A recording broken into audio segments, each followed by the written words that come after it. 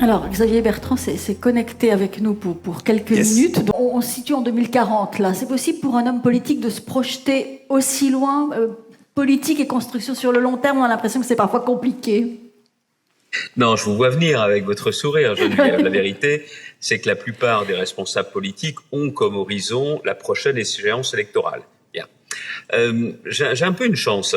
C'est que quand j'ai commencé notamment mes fonctions de député, j'ai toujours eu à gérer en premier des réformes qui étaient des réformes de temps long, notamment la réforme des retraites, la réforme de l'assurance maladie. Et à la tête de la région, j'essaye à la fois de tenir compte des enjeux du quotidien, mais aussi de se projeter sur l'avenir. Et je vous prends trois exemples. Quand nous avons décidé de nous mobiliser pour obtenir de l'État qui nous confie la gestion, la gouvernance, la responsabilité du canal Seine-Nord-Europe, j'avais pleinement conscience que c'est un canal qui sera totalement opérationnel en 2030, c'est-à-dire à la fin d'un deuxième mandat. Quand nous nous engageons aujourd'hui pour les gigafactories, c'est-à-dire la production de batteries électriques dans la région, les 3 gigafactories françaises sont dans les Hauts-de-France, je sais pertinemment qu'elles ne seront opérationnelles que des années après que la décision a été prise. Et je pense que ce temps long est absolument indispensable à l'action politique et nous avons mis en place une agence, Hauts-de-France 2020-2040, parce que notre référence, c'est la suivante, c'est que un enfant qui naît aujourd'hui dans les Hauts-de-France ou ailleurs, quel regard il portera sur la région? Est-ce qu'elle sera suffisamment attractive pour lui donner envie soit de s'y installer, soit d'y grandir, soit d'y travailler? C'est vraiment ça l'enjeu, c'est de réfléchir à l'échelle d'une génération. Donc la transition, pour vous, c'est une opportunité en termes d'attractivité aussi pour la région? Ah oui, effectivement. On est une décennie de transformation, de transition. C'est ce que vous avez dit, hein, c'est ce qui a été expliqué au fil de la journée avec REV 3, la 3e révolution industrielle. Je peux en parler d'autant plus facilement que c'est mon prédécesseur, qui n'est pas avec la même sensibilité politique que moi, qui a eu cette idée, Daniel Percheron, avec à l'époque Philippe Vasseur, qui était le président de la Chambre de commerce, le mariage de l'économique et du politique, ce qu'expliquait tout à l'heure, parce que je vous ai écouté, Guylain Cambier, ce qu'expliquait aussi le patron de Total Energy, c'est qu'ici dans la région, on a réussi à casser la frontière très étanche entre le politique et l'économique. Et donc, très clairement, nous sommes avec ce mariage de l'écologie, du social et de l'économique, nous réussissons justement avec plus de 1500 projets à la rendre très concrète. Et je pense que c'est ça l'enjeu. Il faut avoir une vision, mais il faut aussi avoir une action très concrète, très mesurable, très effective et d'une certaine façon, un adjectif qui n'est pas souvent utilisé en politique, mais de renouer avec l'efficacité, l'obligation de résultat.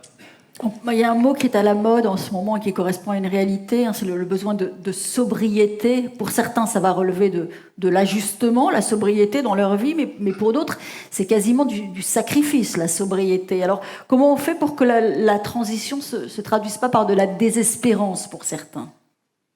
Bon, déjà, moi, je ne suis pas fan de ce terme de sobriété, qui pour moi est un terme de décroissance, c'est un terme de décroissant. On parlerait de maîtrise ou de régulation. C'est d'ailleurs les termes que j'utilise à la région parce que je fais très attention à ne pas me situer dans une voie qui n'est pas la mienne et qui n'est pas compatible, vous venez de le dire vous-même, avec le progrès. Je voudrais insister sur un point quand on parle de cohésion. Cette transition, nous devons absolument la réussir. Pour nous-mêmes un peu, pour nos enfants absolument. Mais une chose est certaine, c'est que nous ne la réussirons que si elle est acceptée, comprise par l'ensemble de nos concitoyens et notamment par les catégories populaires et les classes moyennes.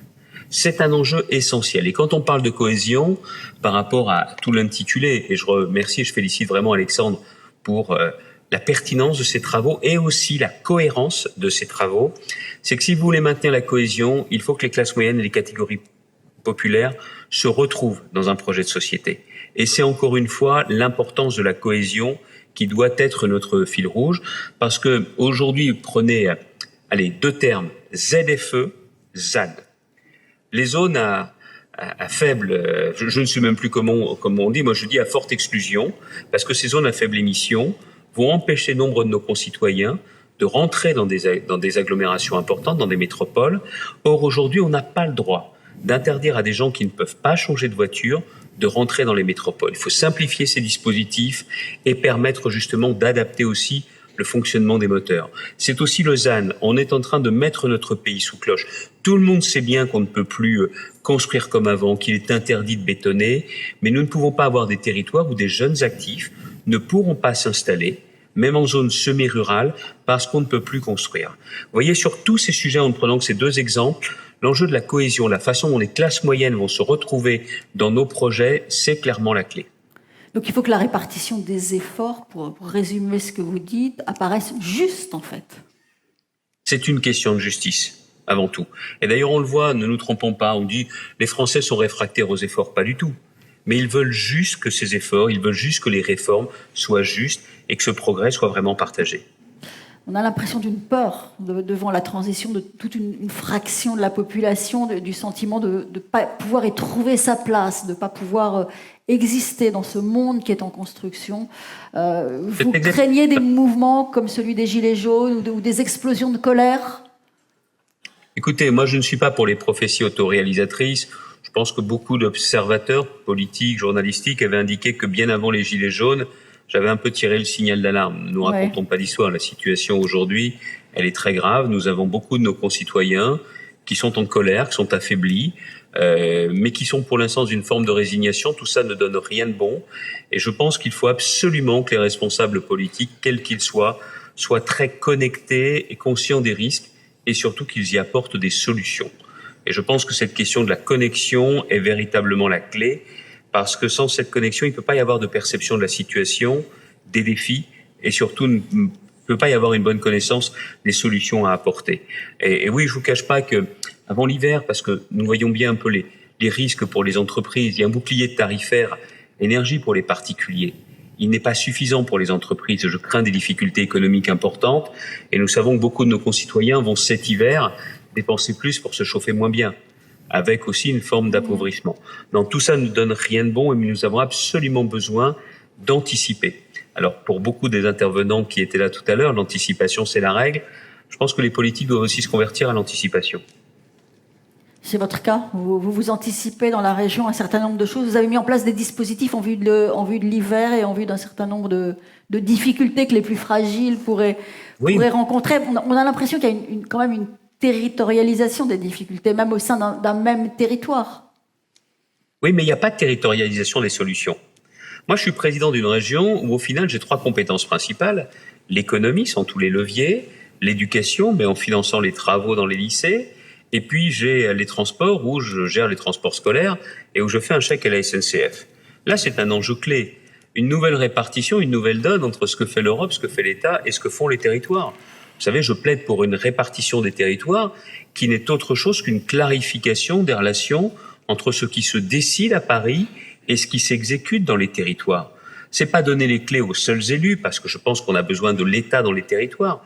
La France sans État ne peut pas fonctionner, mais reconnaissez quand même que pour les fonctions régaliennes, que pour la préparation de l'avenir, c'est à l'État de jouer. Mais il n'y a que dans les territoires que les acteurs, des préfets, des élus, peuvent apporter les meilleures solutions.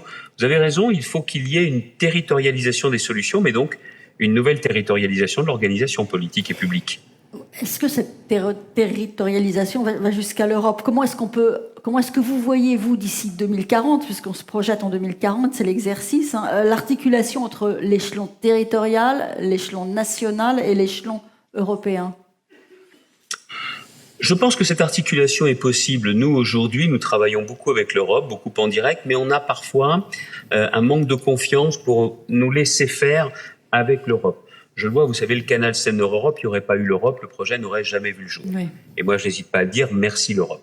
Mais sur la gestion des fonds européens, nous pourrions davantage être partie prenante, avoir plus d'espace, plus de liberté pour le faire. Mais vous savez ce qu'il faut ? Tout simplement faire confiance. Et la confiance, c'est pas forcément ce qui règne le plus aujourd'hui dans les relations entre l'État, les collectivités. Et par ailleurs, sur l'Europe, on doit faire attention dans les grands défis à ce que l'Europe devienne une puissance plus importante qu'aujourd'hui, que les nations ne se diluent point, mais surtout qu'à échelle humaine, on puisse se dire, voilà, c'est grâce à l'Europe.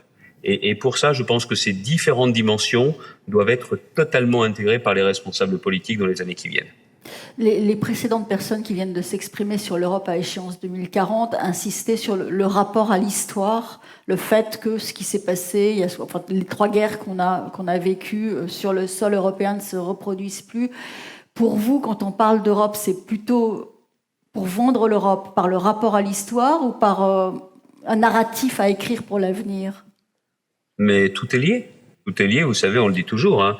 Rien de savoir où l'on va si on ne sait pas d'où l'on vient. Non, bien évidemment, la question de la paix est toujours une impérieuse nécessité. On voit qu'au final, c'est beaucoup plus fragile qu'on ne le pensait, voilà encore quelques années ou quelques mois. Mais après, c'est aussi une autre question qui est posée. Tout le monde semble voir comme une évidence l'affaiblissement du modèle occidental. Je ne m'y résous pas, absolument pas. Et de dire qu'il y a une sorte de sortie de l'histoire de l'Europe, non, c'est absolument pas une fatalité. Donc, dans ce narratif, dans cette place qu'a toujours tenu l'histoire, il n'est pas question de déconstruire quoi que ce soit ou de faire une croix là-dessus. Mais la vraie question, c'est est-ce qu'on a conscience des défis et est-ce qu'on est prêt à dépenser l'énergie nécessaire pour pouvoir relever ces défis?